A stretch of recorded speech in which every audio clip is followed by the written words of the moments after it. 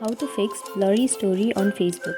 So if you're facing this problem, all you have to do is open up your Facebook app, and then on the upper right corner you will have a 3-barred icon.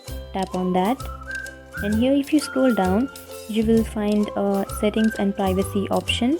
Tap on that, and under settings and privacy tap on settings, and here if you scroll down under the preferences you will find a bunch of options.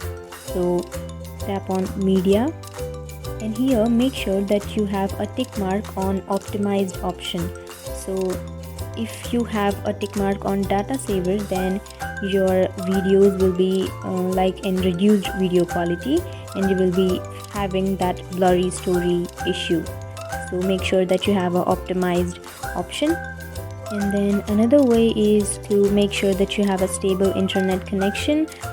If you don't have a stable internet connection, then you might face this problem. So these were the few ways through which you can fix your blurry story on Facebook. And if you have any questions, feel free to comment below. Thank you.